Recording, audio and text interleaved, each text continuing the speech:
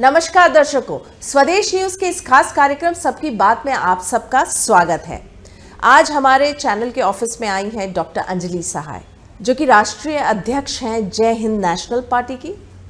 Young party है, लेकिन politics और पॉलिटिशियंस को लेकर उनकी अपनी राय है, अपनी चिंता है, अपने कंसर्न्स हैं। साथ में ही वो साइकाट्रिस्ट रही है लगभग 3 दशक तक, और मेंटल हेल्थ, हैप्पीनेस और डिप्रेशन को लेकर वो लगातार काम कर रही हैं। तो चलिए, कई सारे मुद्दे हैं, हम इन सब इश्यूज पे उनसे चर्चा करेंगे। मैम, आपका स्वदेश न्यूज चैनल में और हमारे कार्यक्रम सबकी बात में बहुत बहुत स्वागत है। नमस्कार जी। बड़ा अलग सा कॉम्बिनेशन है ये, पॉलिटिकल भी है, साथ में मेंटल हेल्थ जुड़ा हुआ है। चलिए, अब मेंटल हेल्थ पे तो बाद में आएंगे, क्योंकि वो आज की तारीख में बहुत ही अगर हम कह सकते हैं तो ऐसा टॉपिक है जिस पे सब लोग बहुत अवेयर हैं और साथ में कंसर्न भी हैं। लेकिन अगर पॉलिटिकल आपके बैकग्राउंड की हम बात करें, जैसे आप राष्ट्रीय अध्यक्ष हैं, ये पार्टी है जय हिंद नेशनल पार्टी, थोड़ा सा ये बताइए, ये पार्टी जो है इसका थोड़ा सा बैकग्राउंड बताइए, किस तरह का आपका पॉलिटिकल इस पे वर्क है।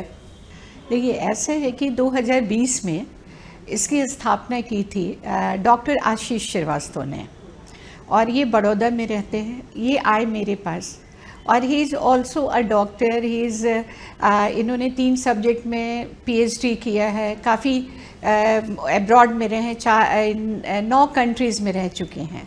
बट उनके अंदर एक चीज़ थी कि मैं कुछ अपने देश के लिए करूं। जब वो आए, मिले, तो मुझे भी लगा कि एक प्लेटफॉर्म है, राजनीति एक ऐसा प्लेटफॉर्म है जिसके थ्रू हम अपनी बात आम लोगों तक पहुंचा सकते हैं, सरकार तक हमारी बात पहुंच सकती है। क्योंकि मैंने बहुत काम किए, या उन्होंने भी काम किए, बट आपकी उस बात को तब तक नहीं सुना जाता है जब तक कि आपके पास एक मजबूत प्लेटफॉर्म न हो। और मौजूदा हालत में हम सभी को लगा, जब हमने पार्टी को संगठित किया, तो हमें लगा कि हमें एक प्लेटफॉर्म की ज़रूरत है जिसमें हम पढ़े लिखे लोग अपनी बात को सही तरीके से लोगों तक पहुंचा सकें। और हमारी पार्टी के एक बड़ा क्लियर है कंसेप्ट, हम किसी भी पार्टी के ऊपर दोषारोपण नहीं करेंगे, बल्कि हमें क्या काम करना है उसके ऊपर हम गोल डायरेक्टेड वर्क करेंगे। हमारा विज़न बहुत स्पष्ट है, हमें किस पार्टी ने क्या किया, किसने क्या किया, क्या दे रहे हैं, हमें नहीं। सारे सम्मानित पार्टी हैं, सबकी अपनी अलग अलग सोच है, और उनका सम्मान करते हुए हमने इस बार पहल की है। और इस लोकसभा चुनाव में हमारी छोटी सी कोशिश है, उत्तर प्रदेश बड़ौदा से हमारे कैंडिडेट खड़े हो चुके हैं, जो कह सकते हैं कि इतने बड़े महाकुंभ में एक छोटी सी, लेकिन हमने शून्य से शुरुआत की है। और हमें उम्मीद है, हमारी चुनाव चिन्ह बांसुरी है, कि हम बांसुरी की तान तो छेड़ ही देंगे। तान तो आप लोगों ने छेड़ ही दिया। उम्मीदवार अगर आपने खड़ा कर दिया है तो तान तो छेड़ दिया, लेकिन ये तान की धुन कहाँ तक जाती है ये देखना होगा। तो मध्य प्रदेश में धुन सुनाई दे रही है? देखिए, मध्य प्रदेश में धुन सुनाई दे रही है। हमारे करीब करीब यहाँ पर 172 कार्यकर्ता हैं, और ये निर्णय राष्ट्रीय अध्यक्ष होने के नाते मैंने ये लिया कि अभी हम सारा फोकस अपने उत्तर प्रदेश के चुनाव पे लगा रहे हैं, जहां हमारे 5 उम्मीदवार खड़े हैं। नोएडा से लेके, फूलपुर से लेके, लखनऊ से लेके, कानपुर से लेके, काफ़ी जगहों से है। और इन कार्यकर्ताओं को हम संगठित कर रहे हैं ताकि आगे आने वाले चुनाव में हम अपनी बात को स्पष्ट रूप से कह के, क्योंकि देखिए, उम्मीदवार हमें चुनाव में खड़ा करने के लिए काफ़ी लोग हैं यहाँ पर, और हम खड़ा कर सकते हैं, लेकिन हमारा ये सोचना है कि हम क्यों ना ऐसे पढ़े लिखे लोगों को समर्थन में उतरें जिनके समर्थन से कुछ नई चीज़ें आएँ। बहुत सारे हमारे प्रत्याशी खड़े हो रहे हैं, हर पार्टी से प्रत्याशी खड़े हो रहे हैं, और ये वक्त बताएगा हम किस पार्टी का सहयोग कर रहे हैं। आपने बात करी, देखिए, पॉलिटिक्स में जो आपके पार्टी के फाउंडर हैं, डॉक्टर हैं, पढ़े लिखे हैं, आप भी एजुकेटेड हैं, क्या आपको लगता है पॉलिटिक्स अब इस दिशा में या उस डायरेक्शन में जा रही है जहाँ पे पढ़े लिखे लोग इसमें आ रहे हैं? क्योंकि अगर आप देखें, सालों दर साल जो पॉलिटिशियंस रहे हैं, उन्हीं की पीढ़ी दर पीढ़ी वही पॉलिटिक्स में आते रहे। देखिए, ये ट्रेंड चेंज होगा। हम बात करते हैं क्योंकि हमारी विज़न में एक चीज़ बहुत स्पष्ट है कि हम पढ़े लिखे लोगों को मौका दे रहे हैं, ऐसे सभी हमारे अपने हैं। दूसरी चीज़ें, हमारा फोकस युवाओं पर है। जो युवा शक्ति सरकार बनाने में पूरे तन मन से अपना मदद करती है, सरकार कभी उनसे नहीं पूछती है सत्ता में आने के बाद, बताइए आप सभी की मंशा क्या है, आप किस तरह की सरकार चाहते हैं, आपका योगदान क्या है।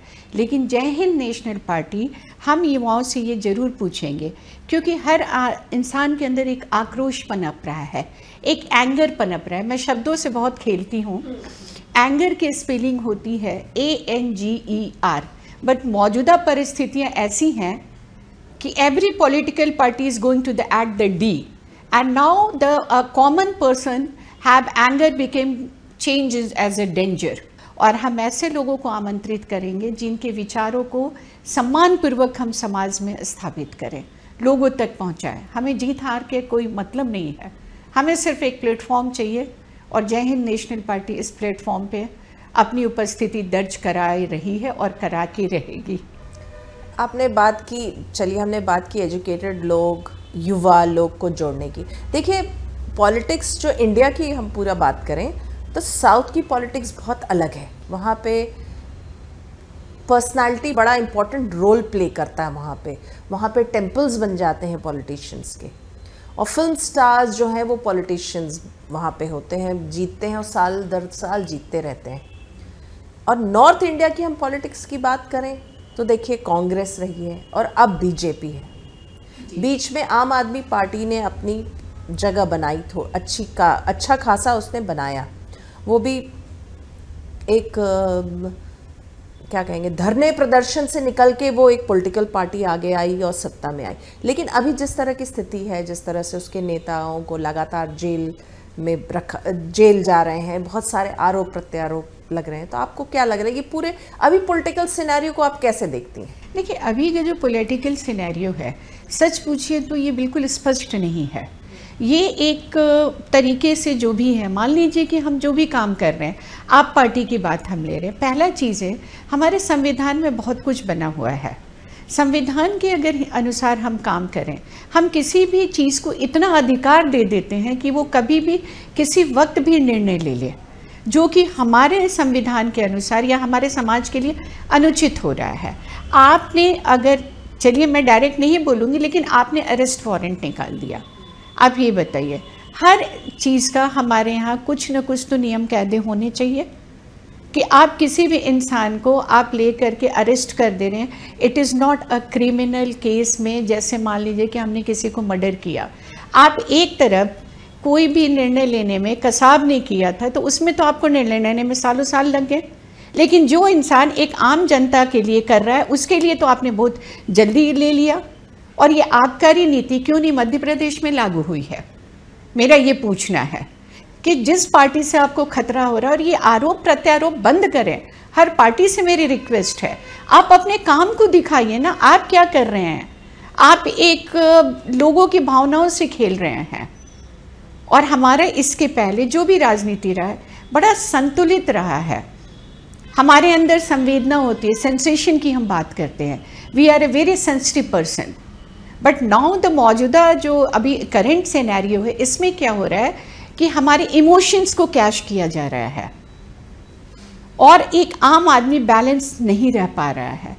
अगर आप इमोशनली किसी के द्वारा एक्सप्लॉइट हो रहे हैं, हमारे इमोशंस को एक्सप्लॉइट किया जा रहा है। इमोशन को एक्सप्लॉइट करने की आपने बात करी, तो देखिए राम मंदिर का इशू है, बहुत बड़ा मुद्दा है, आस्था का सवाल है, जनता के आस्था का सवाल है। एक कितने अच्छे से बीजेपी मुझे बताइए मुक्ता जी, राम तो आज भी हैं, सैकड़ों साल पहले भी थे। हम क्या इनके अस्तित्व को नकार चुके हैं? हिंदुत्व क्या पहनावा है?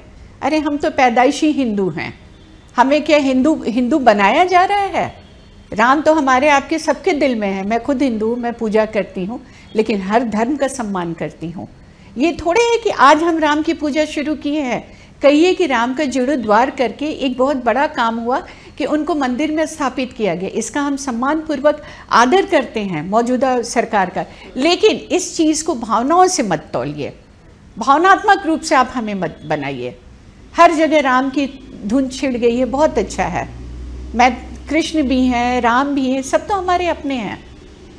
हम कैसे सबके योगदान को दूर कर सकते हैं? आप कैसे हटा सकती हैं? हमारे मॉन्यूमेंट्स जितने हैं, this all are monuments given by the Mughal empire. तो हम कैसे आज हिंदुस्तान की अगर हमारी पहचान बनी है विदेशों में, आप जाइए तो विदेशों में बड़ा अच्छा फ़क्र होता है कि ताजमहल हमारे अजूबे में गिना जाता है। आप बताइए, ये हमारे फ़क्र की बात है। हमें इससे नहीं मतलब है, हमें ये देखना है कि मानचित्र में हमारे किन पूर्वजों ने हमें कहाँ पे पहुँचाया है। हम पहले भी बहुत सम्मानित थे।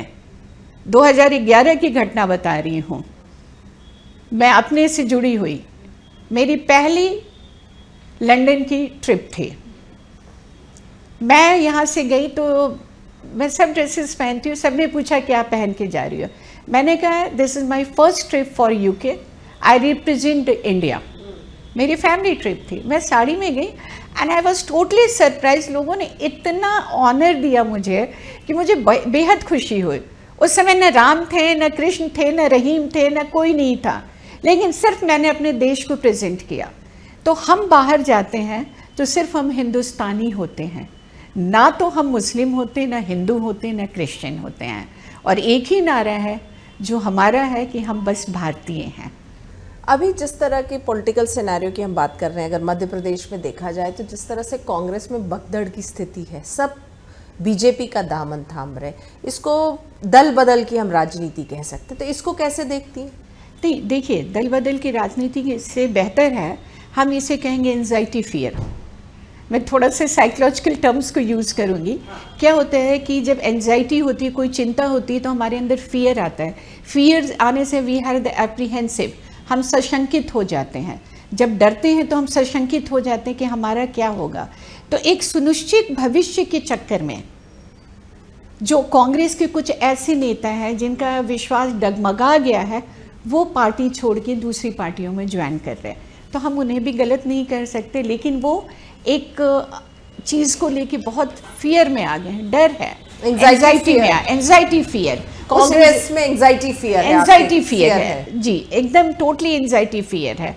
और कांग्रेस की एक चीज़ और है कि इन्होंने शीर्ष नेतृत्व हो या जो भी हो, इन्होंने कुछ लोगों को, मैं तो ओपनली नहीं बोल सकती हूँ, कुछ लोगों की इन्होंने अवहेलना की है। अगर अवहेलना नहीं करें, उन चीज़ों को लेके चलें, तो शायद पार्टी की स्थिति बहुत अच्छी नहीं होती। चलिए, पॉलिटिक्स से अब हम आते हैं आपकी पर्सनालिटी के दूसरे रूप में, जो साइकेट्रिस्ट का है। आप इन दिनों, जैसे कि मैंने कहा था, इन दिनों बहुत कंसर्न है लोगों का मेंटल हेल्थ को लेकर, डिप्रेशन को लेकर, हैप्पीनेस को लेकर। मध्य प्रदेश सरकार ने तो आनंद विभाग का भी गठन किया था। तो ये सब पे आप लगातार काम कर रही हैं, सालों से काम कर रही हैं, क्योंकि आप थी भी भोपाल मेमोरियल हॉस्पिटल में, अब आप आरकेडीएफ में हैं। तो जो अवेयरनेस आई है मेंटल हेल्थ को लेके इन दिनों, पिछले कुछ सालों में, कैसे देख रही हैं? पहले मेंटल हेल्थ को लेकर मेंटल हेल्थ को लेकर इंडिया में उतनी चिंता नहीं होती। मैं आपको बता दूं, इसकी शुरुआत करीब 11-12 साल पहले भोपाल मेमोरियल हॉस्पिटल से मैंने की है। रैली निकाली है, नुक्कड़ नाटक किए हैं, न्यू मार्केट से लेके सारी जगहों पे मेंटल अवेयरनेस के लिए। आपको शायद कभी क्लिपिंग भी हम लोग उपलब्ध करा देंगे।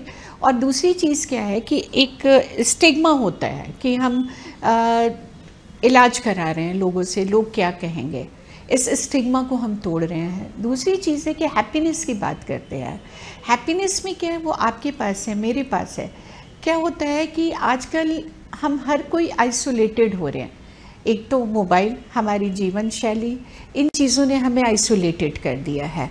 हम खाना भी खा रहे हैं, वर्क भी कर रहे हैं, तो उसमें क्या हो रहा है कि we have no time for our family. हम कहीं भी काम करते हैं तो हम कहते हैं कि हम काम कर रहे हैं, काम कर रहे हैं। आप ये बताइए कि आफ्टर वर्क जब हम घर जाते हैं तब भी हमारे ऊपर हैंगओवर रहता है ऑफिशियल वर्क का। हम मोबाइल में रखते हैं कि कल का हमारा अपडेट हो, ये हो, लेकिन वो टाइम हमारे बच्चों का है, फैमिली का है, हम भूल जाते हैं। कहाँ गए वो ठहाके के जो हमारे आपके बचपन में लगते थे, मेरे बचपन में लगते थे, वी लिव टुगेदर, एक दूसरे की खिंचाई करें। अब तो सिर्फ हम टीवी भी कम हो गए हैं। आप ये देखिए कि आइसोलेशन का पहले तो टीवी का टाइम होता तो फैमिली मेम्बर्स थे, अब तो टीवी भी कम हो गया, अब तो सब स्मार्टफोन पे अपने अपने पसंदीदा प्रोग्राम देखते हैं। तो कहीं ना कहीं हम अपनी चीज़ों में उलझते जा रहे हैं। मैंने अभी बोला ना कि ज़िंदगी से संतुलन ख़त्म हो गया है, हम भावनात्मक रूप से अलग होते जा रहे हैं। पहले चिट्ठियाँ आती थी, आज भी मेरी चिट्ठियाँ निकलती हैं मम्मी की, मेरे हस्बैंड की लिखी हुई, तो वो एक इमोशनली जोड़ता। अब तो बस cut and paste happy birthday, तो इसमें हमारी फीलिंग नहीं पहुंचते हैं। ये सारी चीज़ें हैं। और एक सबसे बड़ा मुद्दा जो है, जो कि मैं इस पे 7-8 सालों से काम कर रही हूँ और एक कोशिश करके मैंने चेंज शुरू की है, लव यू ज़िंदगी। लव यू ज़िंदगी, यस जी। मेरे कॉलेजेस में फंक्शन होते थे, उसमें क्या है कि जो आत्महत्या करते हैं, इसका मेन मकसद है फाइट अगेंस्ट सुसाइड। आत्महत्या के खिलाफ हमने जंग छेड़ दी है। मैं हर किसी को ट्रेंड करती हूँ, मैं कहती हूँ जहाँ आपको मिल रहा है कि वो आदमी अकेला, उसको खींच लाइए, बातें कीजिए, गुस्सा करेंगे। क्योंकि हमारी सोसाइटी में एवरीडे हम न्यूज़पेपर में पढ़ते हैं, आज उन्होंने फांसी लगा ली, आज वो लड़की वहाँ से कूद गई, तो उसने ये ऐसा क्यों हो रहा है? कहीं ना कहीं समाज में, आपने अभी आनंद विभाग की बात की, मैंने बहुत कोशिश की कि उसके थ्रू लोगों तक पहुंचा जाए, मैं उसमें जाऊं, लेकिन नहीं तवज्जो मिले। सिर्फ विभाग को बना के रख दिया गया है ऑन पेपर। काम नहीं हुआ। आप क्राइटेरिया देखते हैं, आप डिग्री की बातें करते हैं, आप सारी चीज़ें, तो फ्रस्ट्रेशन तो आना ही है ना। जो इंसान काम कर रहा है, आप एक बार उनसे तो पूछिए, आप एक बार उनसे आप बात तो कीजिए कि आपकी क्या विज़न है, आप किस तरीके से। सॉरी, मीडिया के ऊपर मैं डायरेक्ट आक्षेप नहीं लगा रही हूँ। अगर कोई सेलिब्रिटीज़ अगर सुसाइड करता है, कॉफ़ी कैफ़े डे के इसने किया था, या सुशांत सिंह ने, उसको इतने दिनों तक दिखाया गया कि यंग जनरेशन, टीनेज वाले उसको एक बहुत एक्साइटमेंट वे में देखते हैं। उसके बाद का रिज़ल्ट उनको नहीं, वो जो भी हो, सुसाइड हो, मर्डर हो, जो भी हो, बट एक युवा मन पे, टीनेज पे ये गहरा असर डालती है। ख़त्म कर लो, ये कर लो। तो इन चीज़ों को, इस थॉट्स को ही तो मैं रोकने की कोशिश कर रही हूँ। और मुझे बेहद खुशी है कि इसकी चेन मैंने ऑल ओवर इंडिया में शुरू कर दी है, और आप सरप्राइज़ हो जाएंगी। थोड़ी बहुत मैंने यूके में भी शुरू की, जो अपने ग्रुप हैं उसमें भी, क्योंकि क्या है, ये हर जगह का बहुत ये है। मैं आंकड़ों की बात नहीं करूँगी, हम जितने आप एक्सपर्ट से मिलिए वो आंकड़ों की बात करते हैं, आंकड़ों से निकल करके लोगों तक पहुंचिए। मेंटल हेल्थ तो बहुत बड़ा कंसर्न है। देखिए, इंडिया में भी लगातार बात हो रही है, जब सेलिब्रिटीज इसके बारे में बात कर रहे हैं और एडमिट कर रहे हैं कि हाँ उन्हें मेंटल हेल्थ इश्यूज था और उन्होंने उसको डील किया है। जैसे दीपिका पादुकोण ने खुल के बताया कि वो डिप्रेशन की शिकार हुई थी और उनको उनकी मदर ने मदद की, उनको ले गई साइकियाट्रिस्ट के पास, वो प्रॉपर उनका सेशंस हुआ, उसके बाद उन्होंने उस पर काबू पाया। तो उसके बाद लगातार बात कर रहे हैं लोग, इस विषय पे बात कर रहे हैं आप खुल के। जैसे फिजिकल हेल्थ है वैसे ही मेंटल हेल्थ है। जी, फिजिकल हेल्थ की तरह ही मेंटल हेल्थ भी। और दूसरी चीज़, हम डिप्रेशन की बात करते हैं। मैं डिप्रेशन को सिंपल शब्दों में लोगों तक समझाती हूँ। डिप्रेशन क्या है, मैं नहीं बात करूँगी कि आपके इसके डेफिनेशन क्या है। Depression, when a person is a deep pressure, जहाँ आप डीप प्रेशर में आएंगे, आपके पास कुछ सोच नहीं पाएंगी, समझ नहीं पाएंगी, वैसे ही आप एक प्रेशर की वजह से कहती हैं depression. Now we are became a very isolated, हम आइसोलेटेड हो जाते हैं, मिलना नहीं अच्छा लगता है, लाइफ में फेलियर होता है, अफेयर में लॉस होता है, फाइनेंशियल लॉस होता है, बहुत सारे फैक्टर हैं जो ट्रिगर करते हैं।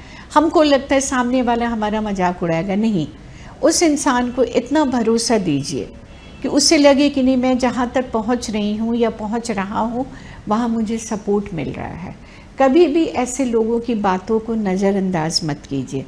अगर कोई कह रहा है मैं परेशान हूँ, अरे ये तो हमेशा नहीं, इट मीन्स कि उसको कहीं ना कहीं परेशानी है। आजकल शेयरिंग का कॉन्सेप्ट थोड़ा कम होते जा रहा है, लोग शेयर नहीं कर पाते, क्योंकि जब आप अपनी परेशानी शेयर करिएगा तो एक तो आपका एंग्जाइटी थोड़ा कम होगा, साथ में आपको शायद कोई सोल्यूशन मिल जाए। क्या भोपाल में आप इस तरह के सपोर्ट ग्रुप सेट कर पाएंगे, जो हम देखते हैं अक्सर, हम सीरीज़ या फिल्म्स में देखते हैं कि छोटे छोटे सपोर्ट ग्रुप्स होते हैं जहां आप जाके आप अपनी प्रॉब्लम को उस ग्रुप में शेयर कर सकते हैं? मैंने ड्यूरिंग द कोविड किया था, और कुछ स्टूडेंट से अब फॉर्चुनेटली किसी की शादी होगी, किसी की कुछ होगी, but still they are together. वो क्या है कि जैसे मेरे सारे नंबर सर्कुलेट होते रहते हैं पेपर पे टाइम टू टाइम, वो कांटेक्ट करते रहते हैं, और जब उनसे नहीं होता है दे कांटेक्ट मी। और मैं आपको बता दूं कि जब मैं अब्रॉड रहती हूँ, यूके में भी रहती हूँ, ऑनलाइन मैं इस काम को करते रहती हूँ, और कभी दिल्ली से, कभी देहरादून से, हर जगह से नंबर से फ़ोन आते हैं। और मैं बहुत अपने आप को एक, मुझे उस वक्त बेहद खुशी मिलती है जब किसी के चेहरे पे मेरी वजह से मुस्कुराहट आती है। क्योंकि देखिए, life is just like a vehicle. हम व्हीकल चलाते हैं तो according to the hurdles we change our gear, तो why not we change a life gear. यही तो सोच मैं लोगों को बताती हूँ। कभी हम न्यूट्रल पे आ जाते हैं, कभी टॉप गियर पे जाती है। तो आपको क्या है कि एक रास्ता दिखाने वाला चाहिए, और मैं इसके लिए पहल कर रही हूँ। लेकिन कहते हैं ना कि एक सपोर्ट चाहिए, और मैं तो निकल चुकी हूँ। सपोर्ट मिले या न मिले, मुझे जहाँ भी होता है, मैं सीनियर सिटीजन्स के लिए भी काम करती हूँ, अल्जाइमर्स के ऊपर भी वर्क करती हूँ। कितने लोगों को रिहैबिलिट किया है, कितने ऐसे अनवांटेड चाइल्ड डिलीवर होते हैं, उनको बगैर इसके लीगली मैं अडॉप्टेशन करा देती हूँ। मुझे इन चीज़ों को हाईलाइट नहीं करना होता है, मुझे बस मेरी फ़ीस से एक मुस्कुराहट। और आप सरप्राइज होंगी, द टोटल फ्री मेरी चलती है। अच्छा, बहुत अच्छी बात आपने कही कि आपकी फीस बस एक मुस्कुराहट है जो सामने वाला आपके पास मदद मांगने आ रहा है। चलिए, ये तो बहुत हमने बात की मेंटल हेल्थ की, वापस लौटते हैं हम पॉलिटिक्स पे, चूंकि अभी तो पूरा पॉलिटिकल सीजन है, फ्लेवर अभी सीजन का पॉलिटिकल ही है, क्योंकि लोकसभा चुनाव है सामने। कैसे देख रही हैं, क्या लग रहा है, क्या इश्यूज हैं? देखिए, इश्यूज तो जो भी हैं, क्योंकि मुझे ये लग रहा है कि मुद्दे से हट के दोनों तीनों जितनी भी पार्टियां हैं अपनी अपनी बातें एक दूसरे पे दोषारोपण करने में लगे हैं। किसी को आदिवासी वोट चाहिए, किसी को ये वोट चाहिए, किसी को वो वोट चाहिए, इसी के ऊपर वो अपने मुद्दे से हट गए हैं। चाहे हमारी सत्ता, मतलब जनता का मुद्दा नहीं उठा रहे हैं, जनता का मुद्दा की बात कर रहे हैं। हाँ, जो जनता का मुद्दा उठना चाहिए वो बिल्कुल नहीं उठ रहा है। आप बात कर रहे हैं जहाँ आपके वोट बैंक है, आप उनकी बात करें, लेकिन जनता को आप क्या दे रहे हैं? मेरा एक सीधा सा सवाल है, आप बताइए। हम सीनियर सिटीजन के लिए करते हैं, ठीक है, आपने सीनियर सिटीजन की मूलभूत सुविधाओं का तो ख़त्म कर दिया। एक सिंपल सा इंसान, हर कोई अफोर्ड नहीं करता, आपने क्यों रेलवे में आरक्षण नहीं दिया?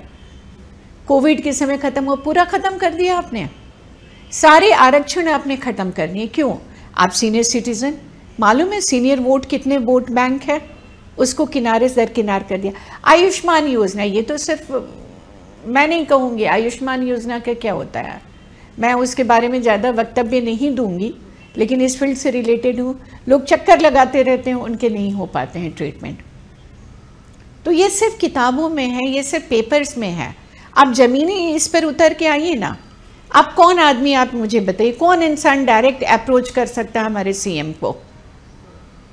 प्रोटोकॉल हम मेंटेन करते हैं, या हम अपनी बात कैसे पहुंचाएं, किस तरीके से आम आदमी पहुंचाए? और जय हिंद नेशनल पार्टी ये करेगी कि उसका हमेशा है 24 आवर्स पहले बेल बजती थी ना, आप जब चाहिए जिस इंसान को आना है आप 24/7 आप लोग अवेलेबल हैं। Exactly. मोदी की गारंटी के बारे में क्या कहेंगे? ये तो बीजेपी का लोगो है, मोदी की गारंटी। देखिए, मोदी साहब बहुत अच्छा काम कर रहे हैं, इसमें कोई शक नहीं है। हमारे प्रधानमंत्री हैं, सम्मानित है। अब किसी की गारंटी के लिए तो बोलना मुश्किल है। हम गारंटी के ऊपर कैसे कहें कि ये गारंटेड है? भाई, अगर हम देखिए तो हम तो उनके विपक्षी पार्टी वाले हैं, तो हम किसी की गारंटी को तो नहीं मानेंगे। ये हमारी सोच है, वो लोगों की सोच से बहुत अच्छे वक्ता है, लोगों की सोच को लुभा लेते हैं, इसलिए मोदी की गारंटी को लोग मान रहे हैं। मोदी की गारंटी, क्योंकि कहीं ना कहीं सोशल मीडिया का रोल भी बहुत बड़ा है। लोगों की भावनाओं को, लोगों के कट पेस्ट सब जगह होते रहते, बगैर सोचे आया नहीं कि हमने भेज दिया। हम फॉलोअर हैं, ज़रूरी नहीं कि आप फॉलोअर हो। मेरी यही सोच लोगों तक देनी है कि आप फॉलोअर दूसरों को बनाने से बेहतर है आप खुद पे फोकस कीजिए। अगर मैं बीजेपी को मानती हूँ तो ज़रूरी नहीं कि मैं कहूँगी कांग्रेस वाला गलत है, या वो कांग्रेस का बंदा है तो बीजेपी गलत है। नहीं, बिल्कुल नहीं।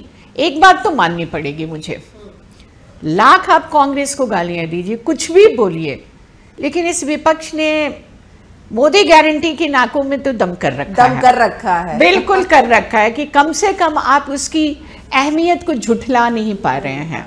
ये भी बहुत पेनफुल था जब उन्होंने संसद की सदस्यता ख़त्म की गई राहुल गांधी के लिए। एक सम्मानित इसके लिए ये गलत था, वो जनता के प्रतिनिधि बन के गए थे, जनता के द्वारा सिलेक्टेड थे, और किसी भी चीज़ पे बहुत सारे इसके अलावे भी बहुत जो सत्तारूढ़ पार्टियां हैं उनके ऊपर भी बहुत सारे आक्षेप लगे हैं। जी बिल्कुल। अगर मैं पूछूं आपसे सवाल, मुक्ता जी आप लोग बहुत कर रहे हैं, मैं तो मेरी उतनी जानकारी नहीं है, बट एक पॉलिटिकल लीडर होने के नाते मैं पूछ रही, व्यापम घोटाले का क्या हुआ? क्यों नहीं उस समय जो नाम आए उनको क्यों नहीं ईडी ने पूछताछ किया, क्यों नहीं उनको डाला गया? तो ये सवाल तो हर आम इंसान, पढ़े लिखे लोगों के अंदर आ रहा है कि किसी चीज़ को जहां आपका फ़ायदा है आपने उसको बिल्कुल दबा दिया। तो ये तो सत्तारूढ़ पार्टी की है करना, और जो विपक्ष है वो हमेशा से खराब होता है।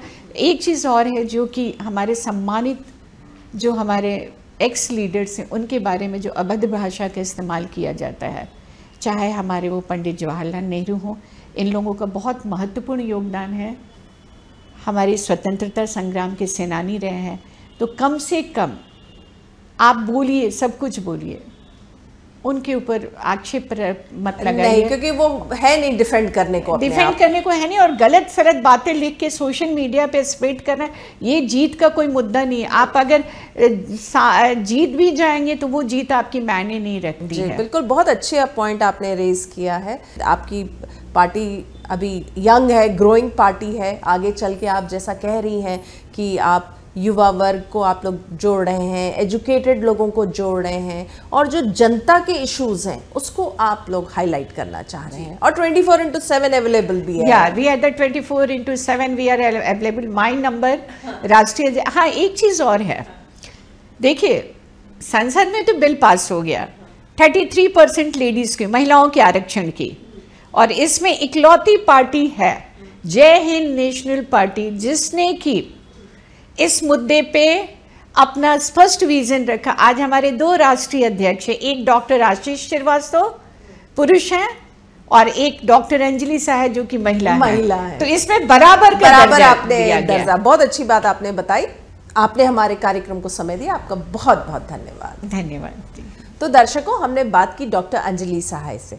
बड़ा इंटरेस्टिंग कॉम्बिनेशन है इनकी पर्सनालिटी का, पॉलिटिकल प्लस मेंटल हेल्थ, दोनों ही बहुत अहम हम कह सकते हैं कंसर्न है इस वक्त समाज का, चाहे वो पॉलिटिक्स हो चाहे वो मेंटल हेल्थ हो।